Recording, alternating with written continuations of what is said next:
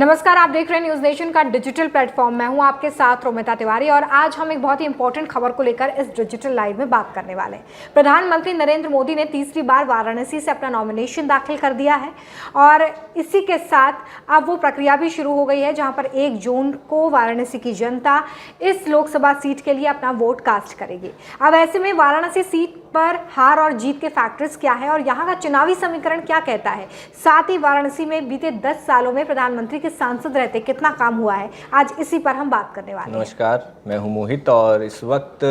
जैसा हमारे सहयोगी ने बात बताई कि प्रधानमंत्री मोदी बनारस में नामांकन तीसरी बार चुनावी मैदान में है। पहली बार जब प्रधानमंत्री मोदी आए, जिस तरीके से उन्होंने आगाज़ किया कि मुझे तो माँ गंगा ने बुलाया है, उस पहले शब्द और उस पहले सेंटेंस से अभी तक जब तीसरी बार प्रधानमंत्री मोदी बनारस में नामांकन करेंगे और उसके बाद जो तीसरे टर्म की बात प्रधानमंत्री मोदी कर रहे हैं उसको लेकर हम चर्चा करेंगे। जी बिल्कुल, देखिए वाराणसी लोकसभा सीट की अगर बात की जाए तो वाराणसी लोकसभा सीट के अंदर 5 विधानसभा सीटें आती हैं, जिसमें वाराणसी दक्षिण है, वाराणसी उत्तर है, वाराणसी कैंट है, इसके अलावा सेवापुरी है और रोहानिया है। अब इन सीटों पर बीजेपी की अच्छी पकड़ मानी जाती है और वाराणसी लोकसभा सीट जो है वो बीजेपी का गढ़ भी माना जाता है। 1957 के बाद से अब तक कांग्रेस यहाँ पर 6 बार जीत दर्ज कर चुकी है, बीजेपी 7 बार जीत दर्ज कर चुकी है और 2000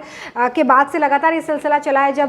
ये सीट बीजेपी के पास गई है। लेकिन 1991 में एक बार ये सीट जो है वो कांग्रेस के पास गई, लेकिन उसके बाद से लगातार ये सीट जो है वो बीजेपी की झोली में आती रही है। अब इस सीट पर अगर आप मतदाताओं की संख्या देखेंगे तो वो लगभग 19 लाख से ज़्यादा मतदाता हैं जो यहाँ पर अपने सांसद को चुनने के लिए 1 जून को वोट करने वाले हैं। अगर यहाँ पर आबादी के हिसाब से मैं आपको बताऊँ तो 65% शहरी आबादी है और 35% जो है वो आबादी ग्रामीण आबादी बताई जाती है, जो कि इस पूरे वाराणसी क्षेत्र को कवर करती है। यहाँ पर जो सबसे बड़ा फैक्टर माना जाता है, अगर जातीय समीकरण के हिसाब से बात करें तो 75% हिंदू आबादी है, यहाँ पर 20% मुस्लिम है और अन्य यहाँ पर बचे कुछ परसेंटेज में दिखते हैं। ओबीसी जो वोटर्स हैं वो एक बड़ा फैक्टर माने जाते हैं वाराणसी लोकसभा सीट पर और ऐसे में प्रधानमंत्री क्या एक बार फिर से वही प्यार वाराणसी की जनता से पा पाएंगे, ये तो 4 जून को पता चलेगा। लेकिन प्रधानमंत्री को देखने के लिए मोहित, और जिस तरीके से समय समय पर प्रधानमंत्री जब दौरा करते हैं तो उनकी मौजूदगी के बाद वाराणसी की जनता में जो उत्साह, जो जोश दिखाई देता है, वो ये बताता है कि वाराणसी की जनता अपने सांसद, जो कि देश के प्रधानमंत्री भी हैं, उनसे कितना स्नेह करती है। देखिए, ये जो प्रधानमंत्री मोदी का एक ऑरा है वो बहुत ही अलग तरीके से, एक तो जो उनकी अपील है, कनेक्टिंग जो उनका कम्युनिकेशन है वो इतना ज़्यादा होता है कि वो प्रधानमंत्री बाद में हैं लेकिन लोग उन्हें अपना सांसद और अपने बनारस का ज़्यादा समझते हैं। जिस तरीके से प्रधानमंत्री आज सुबह से ही जब कल शाम को उन्होंने रोड शो किया, उसके बाद जो उनका पूरा ऑरा होता है, जिस तरीके से आध्यात्मिकता में वो बिल्कुल रमे नजर आते हैं, उसमें लगता नहीं है कि वो बाहर से हैं या कहीं से, वो लगता है लोगों की वो अपने आप यहाँ के स्थानीय बनारस के हैं। अगर समीकरणों को देखें तो यहाँ पर बनारस में फिलहाल इंडिया अलायंस की तरफ से कांग्रेस के खाते में सीट है और कांग्रेस कमेटी की जो प्रदेश अध्यक्ष हैं जय राय, उनको फिर से एक बार प्रधानमंत्री मोदी के सामने चुनावी मैदान में उतारा गया है। लेकिन जो आपने बात कही, अगर हम समीकरणों को देखें तो 75% हिंदू आबादी है, 20% मुस्लिम है। अभी हाल फिलहाल में राहुल गांधी जो भारत जोड़ो न्याय यात्रा लेकर खास तौर पे चंदौली से होते हुए दूसरे दिन बनारस गए। बनारस में उनकी यात्रा में काफ़ी ज़्यादा ऑफ कोर्स वहाँ भी लोगों ने उनको प्यार दिया और उसके बाद कहीं ना कहीं समीकरण जो है अब तक जो प्रधानमंत्री मोदी के लिए बहुत अच्छा चुनाव रहता था, इस बार जो है कि हाँ यहाँ पर फाइट देखने को मिलेगी। लेकिन हाँ, मजबूत स्थिति में प्रधानमंत्री मोदी ऑफ कोर्स यहाँ पर नज़र आते हैं। लेकिन यहाँ पर अगर मुस्लिम मतदाताओं की बात करें, उनके मूड की बात करें, वो किसे वोट देंगे, क्योंकि कई मौक़ों पर मुस्लिम मतदाताओं ने भी बीजेपी को वोट किया है, खासतौर से प्रधानमंत्री। कल आप देखिए प्रधानमंत्री का जब रोड शो हुआ उसमें हमने मुस्लिम महिलाओं की मौजूदगी भी देखी, जो एक बड़ा संदेश भी देता है, एक बड़ा सियासी संदेश भी यहाँ से उन लोगों तक जाता है जो जातीय समीकरणों पर या जाति या धर्म के नाम पर राजनीति भी करते हैं। तो फिलहाल जो फैक्टर्स हैं वो ये तमाम फैक्टर्स जिसको लेकर लोकसभा का ये जो चुनाव है वो लड़ा जा रहा है। प्रधानमंत्री ने अपना नॉमिनेशन दाखिल कर दिया है और अब वो निकल चुके हैं झारखंड में उनको प्रचार करना है, वहाँ के लिए वो निकल चुके हैं। लेकिन जो बड़ा फैक्टर है, प्रधानमंत्री के सांसद रहते हुए वहाँ पर विकास बहुत ज़्यादा हुआ है। जो लोग वाराणसी जाते रहे हैं या जो कई बार गए हैं, लेकिन बीते 10 सालों में उन्होंने जो विकास देखा है वो इससे पहले नहीं देखा है, जिसका सबसे बड़ा उदाहरण जो है वो काशी कॉरिडोर है। इसके अलावा घाटों का जिस तरीके से रिनोवेशन किया गया है, जहाँ सुविधाएं वहाँ पर दी गई हैं, कई ऐसे भी निर्माण वो किए गए जो प्रधानमंत्री के सांसद रहते हुए किए गए हैं। तो ये तमाम वो बातें हैं जो यहाँ पर प्रधानमंत्री के जो सियासी ज़मीन है उसे और ज़्यादा मजबूत कर देते हैं और ज़्यादा पुख्ता कर देते हैं। वैसे अजय राय की तरफ से वहाँ पर चुनाव लड़ा जा रहा है, अब देखना होगा कि कौन कितना भारी पड़ पाता है। फिलहाल तो जो समीकरण है वो प्रधानमंत्री के पक्ष में। एक चीज़ और मैं यहाँ जोड़ना चाहूँगा कि ये जो चुनाव है 2024 का, ये पूरे कोविड काल के बाद एक चुनाव हो रहा है और वो अपने आप में क्या कितना इम्पैक्ट करेगा, क्या चीज़ें किस तरफ जाएंगी, ये अपने आप में एक फेवर और एक बड़ा सवाल है। और दूसरी चीज़ की जो हम काशी कॉरिडोर की बात कर रहे हैं, काशी कॉरिडोर सिर्फ बनारस के विकास से नहीं, वो पूरे देश से जुड़ा हुआ है। तमाम राज्यों के, चाहे तमिलनाडु से, वहाँ हर साल बनारस में काशी तमिल संगमम होता है जिसमें खुद गृह मंत्री और प्रधानमंत्री शामिल होते हैं। तो जो साउथ से लेके दक्षिण से लेके पूरा मध्य भारत तक की जिस राजनीति को एक धागे में पिरोने का काम प्रधानमंत्री मोदी ने किया है, और अभी जो लगातार वहाँ पर कई सारी ऐसी चीज़ें हैं बनारस में जो लगातार होती हैं, जहाँ पर ख़ासतौर पे अन्य राज्यों के जो लोग आते हैं उनके कार्यक्रम होते हैं वहाँ पर, और उनको ख़ासतौर पे वो जो सुविधाएँ हैं कि एक बाहर से आने वाले राज्य के कोई व्यक्ति है उसको अपनापन वहाँ पर फील हो, वहाँ पर कैसी क्या व्यवस्थाएं, इसके लिए बखूबी वहाँ पर बहुत सारे बदलाव हुए हैं। और अब जो है 2024 का जो चुनावी रण है उसमें तय होगा कि आने वाले समय में लोगों के लिए जितना काम हुआ, कितनी कमी रही, या और क्या वो लोग चाहते हैं, उसका अब ये समय है। बिल्कुल, देखिए 1 जून का इंतजार करना होगा। अगर आप भी वाराणसी लोकसभा क्षेत्र से ताल्लुक रखते हैं तो ज़रूर वोट करने के लिए जाइए। न्यूज़ नेशन आपसे अपील करता है कि वोट करना आपका अधिकार, इसलिए आपको ज़रूर करना चाहिए। फिर इंतजार 4 जून का करना होगा जब चुनावी नतीजे सामने आएंगे, जिसके बाद ये पता चलेगा कि आखिर जीत का ऊँट किस करवट बैठने वाला है। प्रधानमंत्री नरेंद्र मोदी ने तीसरी बार वाराणसी से अपना नॉमिनेशन दाखिल कर दिया है और इसी के साथ अब वो प्रक्रिया भी शुरू हो गई है जहाँ पर 1 जून को वाराणसी की जनता इस लोकसभा सीट के लिए अपना वोट कास्ट करेगी। अब ऐसे में वाराणसी सीट पर हार और जीत के फैक्टर्स क्या है और यहाँ का चुनावी समीकरण क्या कहता है, साथ ही वाराणसी में बीते 10 सालों में प्रधानमंत्री के सांसद रहते कितना काम हुआ है, आज इसी पर हम बात करने वाले हैं। नमस्कार, मैं हूं मोहित, और इस वक्त जो जैसा हमारे सहयोगी ने बात बताई कि प्रधानमंत्री मोदी बनारस में नामांकन तीसरी बार चुनावी मैदान में है। पहली बार जब प्रधानमंत्री मोदी आए, जिस तरीके से उन्होंने आगाज़ किया कि मुझे तो माँ गंगा ने बुलाया है, उस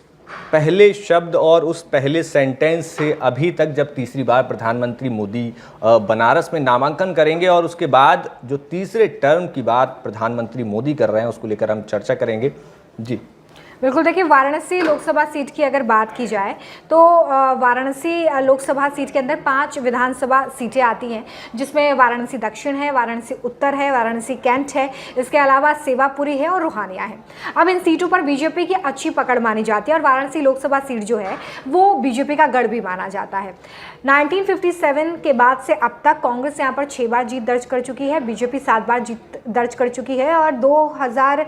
के बाद से लगातार ये सिलसिला चला है जब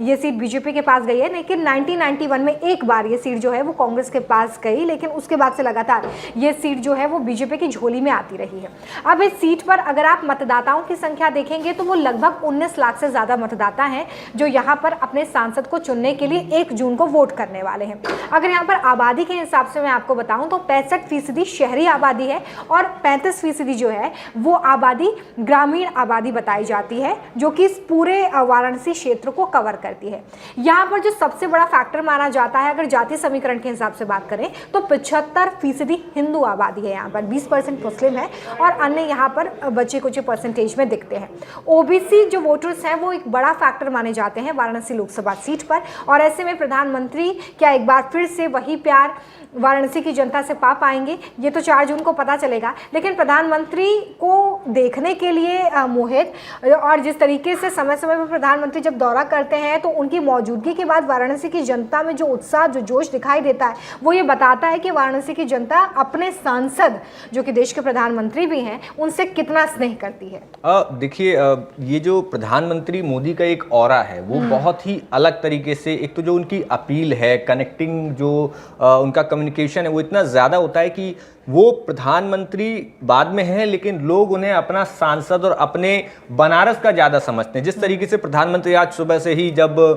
कल शाम को उन्होंने रोड शो किया, उसके बाद जो उनका पूरा ऑरा होता है, जिस तरीके से आध्यात्मिकता में वो बिल्कुल रमे नजर आते हैं, उसमें लगता नहीं है कि वो बाहर से हैं या कहीं से, वो लगता है लोगों की वो अपने आप यहाँ के स्थानीय बनारस के हैं। अगर समीकरणों को देखें तो यहाँ पर बनारस में फिलहाल इंडिया अलायंस की तरफ से कांग्रेस के खाते में सीट है और कांग्रेस कमेटी की जो प्रदेश अध्यक्ष हैं अजय राय, उनको फिर से एक बार प्रधानमंत्री मोदी के सामने चुनावी मैदान में उतारा गया है। लेकिन जो आपने बात कही, अगर हम समीकरणों को देखें तो 75% हिंदू आबादी है, 20% मुस्लिम है। अभी हाल फिलहाल में राहुल गांधी जो भारत जोड़ो न्याय यात्रा लेकर खास तौर पे चंदौली से होते हुए दूसरे दिन बनारस गए। बनारस में उनकी यात्रा में काफ़ी ज़्यादा, ऑफ कोर्स वहाँ भी लोगों ने उनको प्यार दिया और उसके बाद कहीं ना कहीं समीकरण जो हैं अब तक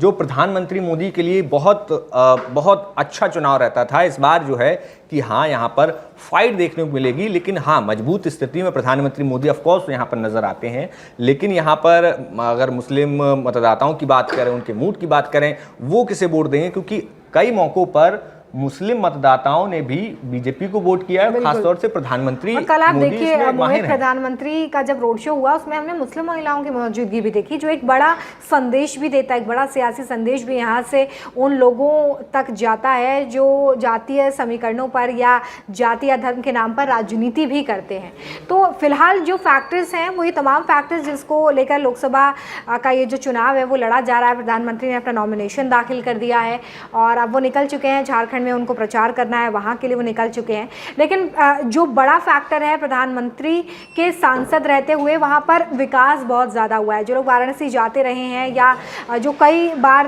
गए हैं, लेकिन बीते 10 सालों में उन्होंने जो विकास देखा है वो इससे पहले नहीं देखा है, जिसका सबसे बड़ा उदाहरण जो है वो काशी कॉरिडोर है। इसके अलावा घाटों का जिस तरीके से रिनोवेशन किया गया है, जहाँ सुविधाएँ वहाँ पर दी गई हैं, कई ऐसे भी निर्माण वो किए गए जो प्रधानमंत्री के सांसद रहते हुए किए गए हैं। तो ये तमाम वो बातें हैं जो यहाँ पर प्रधानमंत्री के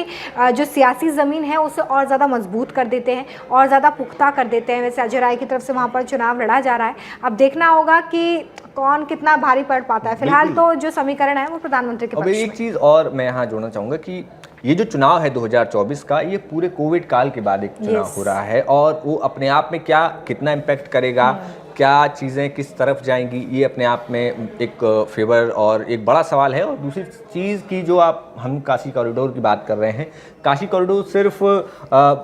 बनारस के विकास से नहीं, वो पूरे देश से जुड़ा हुआ है। तमाम राज्यों के, चाहे तमिलनाडु से, वहाँ हर साल बनारस में काशी तमिल संगमम होता है जिसमें खुद गृह मंत्री और प्रधानमंत्री शामिल होते हैं। तो जो साउथ से लेके दक्षिण से लेके पूरा मध्य भारत तक की जिस राजनीति को एक धागे में पिरोने का काम प्रधानमंत्री मोदी ने किया है, और अभी जो लगातार वहाँ पर कई सारी ऐसी चीज़ें हैं बनारस में जो लगातार होती हैं, जहाँ पर ख़ासतौर पर अन्य राज्यों के जो लोग आते हैं उनके कार्यक्रम होते हैं वहाँ पर, और उनको ख़ासतौर पर वो जो सुविधाएँ हैं कि एक बाहर से आने वाले राज्य के कोई व्यक्ति है उसको अपनापन वहाँ पर फील हो, वहाँ पर कैसी क्या व्यवस्थाएं, इसके लिए बखूबी वहाँ पर बहुत सारे बदलाव हुए हैं। और अब जो है 2024 का जो चुनावी रण है उसमें तय होगा कि आने वाले समय में लोगों के लिए जितना काम हुआ, कितनी कमी रही, या और क्या वो लोग चाहते हैं, उसका अब ये समय है। बिल्कुल, देखिए 1 जून का इंतजार करना होगा। अगर आप भी वाराणसी लोकसभा क्षेत्र से ताल्लुक़ रखते हैं तो ज़रूर वोट करने के लिए जाइए। न्यूज़ नेशन आपसे अपील करता है कि वोट करना आपका अधिकार, इसलिए आपको ज़रूर करना चाहिए।